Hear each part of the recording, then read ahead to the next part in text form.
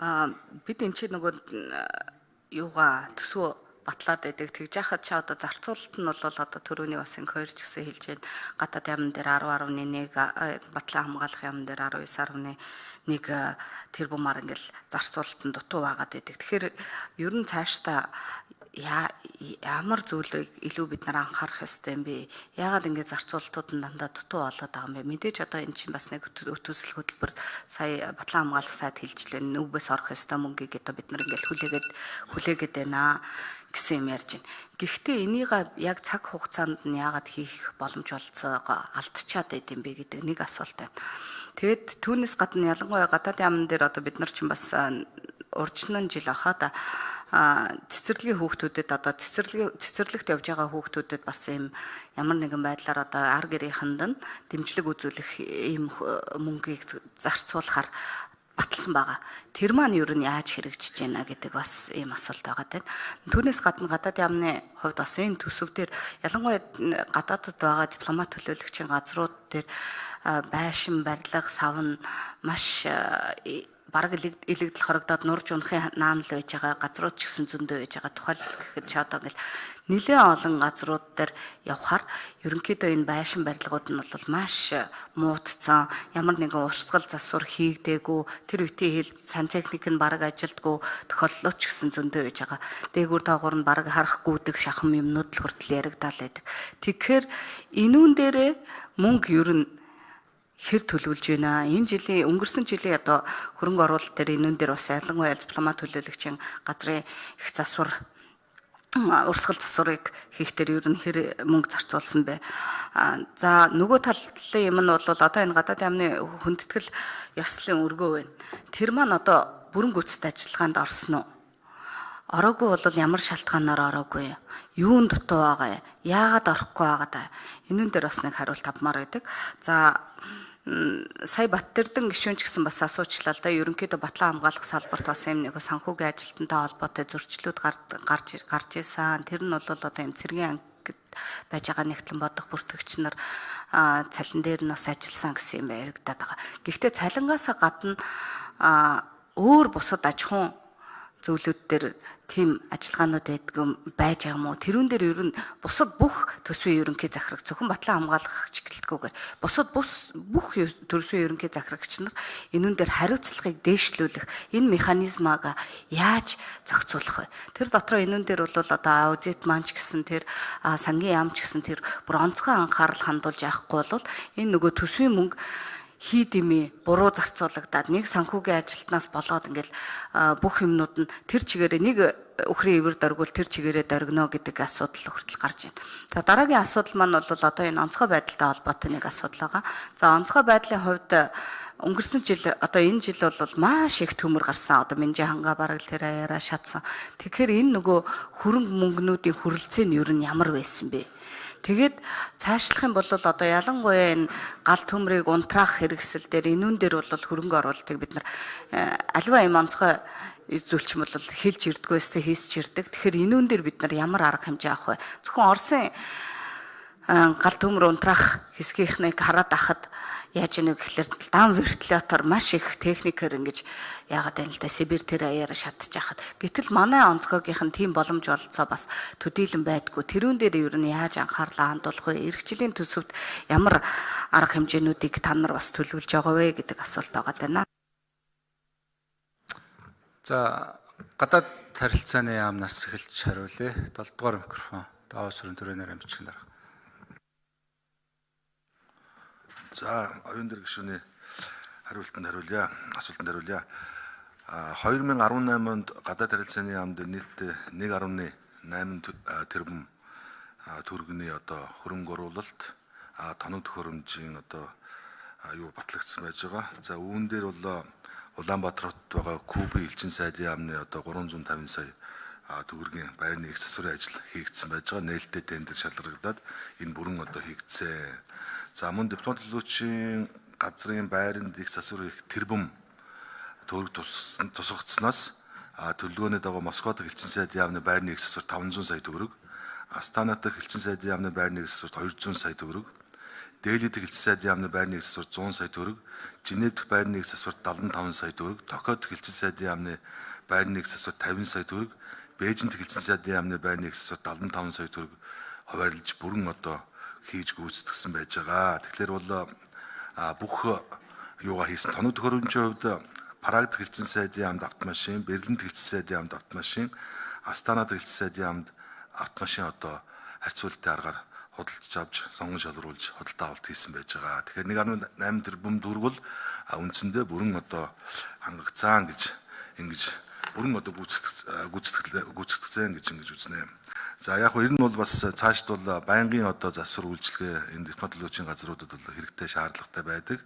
За энэ талаар бид нар бас сангийн хамтаа асуудлыг тавиад тодорхой сүүлийн 3 жилийн хугацаанд нэлээд хэдэн газруудаа бол бас засварын ажлуудыг нэлээд хийсэн байж байгаа. Одоогор бол одоо яг тийм амар хүнд байдалд орцсон. За ийм байр бол бас харьцангуй гайгүй. Тэгтээ шаардлагатай урсгал засварын ажлуудыг бол одоо тухайн өрөнд байнга одоо хийж явах ёстой. Одоо манай яг байрны үндсэн одоо байртай объектод одоо ийм асуудлуудыг хийж үзснэ. За хүүхдийн хоёрдугаар асуудал хүүхдийн цэцэрлэгийн одоо мөнгө тусгаж өгсөн тэр юу болж гинэ гэж ингэж асууж байна. За энэ бол одоо маш их юугаа олсон шийдвэр байсан, зөв шийдвэр байсан. 2018 онд нийтдээ 773 сая төгрөгийг одоо хүүхдийн цэцэрлэгийн одоо төлбөрт төсөв тусгасан. За энэ бол биелэлт бол 99.9% буюу нийтдээ 773 сая төгрөгийн одоо төсөв бүрэн одоо хэрэгжсэн, 100 хэрэгжсэн гэж ингэж үзэж байна. За 3 дугаарт нь ёслол хүндэтгэлийн өргөөтэй холбоотой энэ асуудал. За энэ асуудал бол 2017 онд бид нэр бүрэн барьж гүйцэтгсэн байж байгаа. За үүнээс хойш бол бид нэр одоо холбогдох байгууллагын зөвшөөрлөөр ашиглалтанд оруулаад эхэлсэн байж байгаа. Тэгэхээр энэ дээр бол 2017 оны 12 дугаар сараас эхлээд нүгэд орцсон. За энэ байрыг улсын комист авах ажиллагаа бол одоо саатал үүснэ одоо үнэн байж байгаа. Энэ нь болохоор урд дахь одоо гүйцэтгэгч Хөмөтэй гэж компани одоос шалтгаалаад шүүхэд маргаа үүсгэнтэй холбоотой шүүхийн процесс явагдаж байгаа. Тэгвэл тэр бол Хөмөтэй компани сүүлдээ бол асуудлыг ойлгоод манад асуудал тохиролцоод одоо энэ сарда багтаад 10 сарда багтаад улсын комисс хүлээж авахар ингээд бэлэн болсон байж байгаа тийм. За онцгой байдлын ерөнхий Батлан хамгаалахын сайд хариулаад дараа нь онцгой байдлын ерөнхий газар бэлдэж байгаарай. Немагийн хөлт сайд микрофон. За би түрүүн бас тайлбар хэлсэн. Энэ 17 орчим тэрбум төгрөгийн асуудал бол манайх бидэнд хуваарлагдсан төлөвлөгдсөн мөнгийг зарцуулж чадаагүй дээ биш. Ерөөсөө цаанаасаа нэгдсэн үндэсний байгууллагаас орж ирдэг их усүр нь орж ирээгүй. Тэгээ манай санд мөнгө ороогүй учраас тэрэнд төлөвлөгдсөн байсан ажлууд хойшлогдсон гэдгийг тайлбарласан. За яагаад тэр мөнгөө хугацаанд нь оруулж ирэх талаар ажиллаж болохгүй байна уу гэж асууж байна. Энэ бол үнэхээр манайхаас үл шалтгаалсан ажил байгаамаа. Нэгдсэн үндэсний байгууллагууд гишүүн орнууд нь татвараа төлдөг, хандиваа өгдөг. Тэр мөнгө нь хугацаанд орж ирэхгүй болохоор нэгдсэн үндэсний байгууллага бусад гишүүн орнуудынхаа мөнгөөр хүлээсэн үүргээ цаг хугацаанд нь биелүүлж чадахгүй.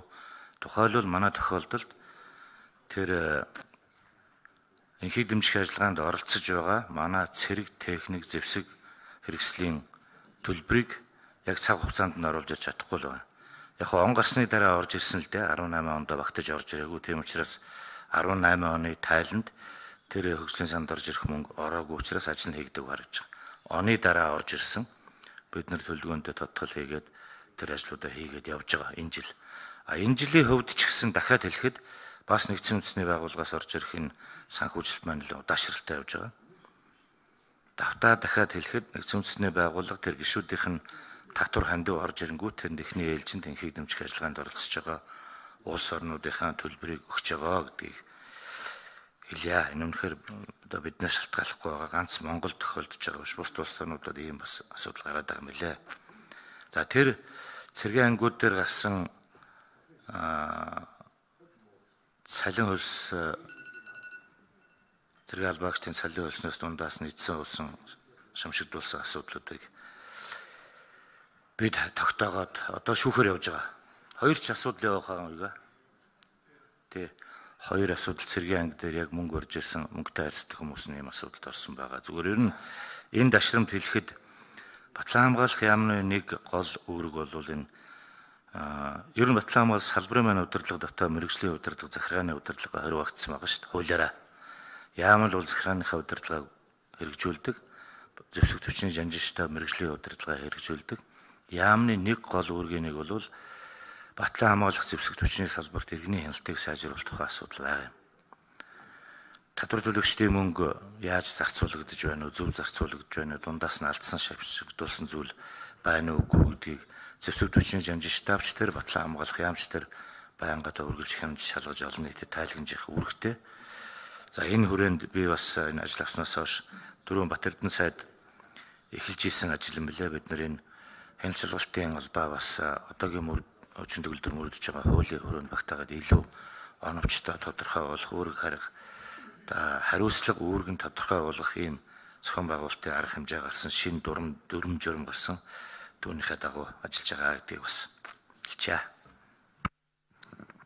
Онцгой байдлын ерөнхий газраас Ариун буян дарга хариулъя. Нэг номерын микрофон гээ.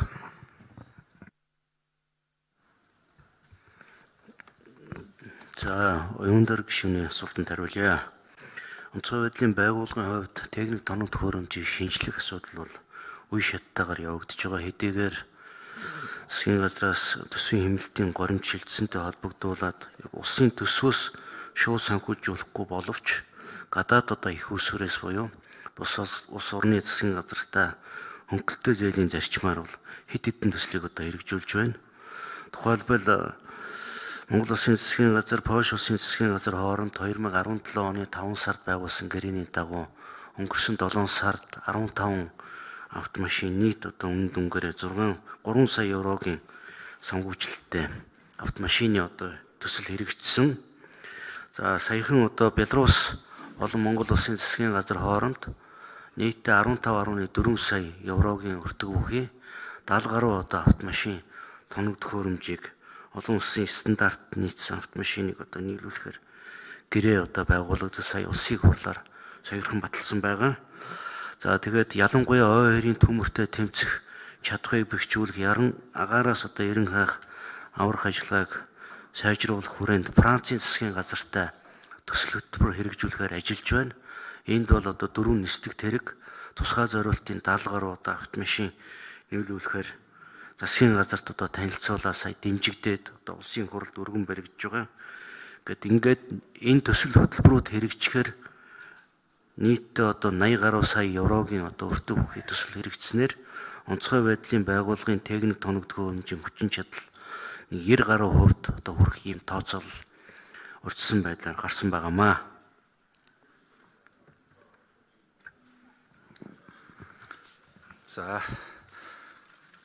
За надаа 3 асуулт байна. За нэгдүгээрт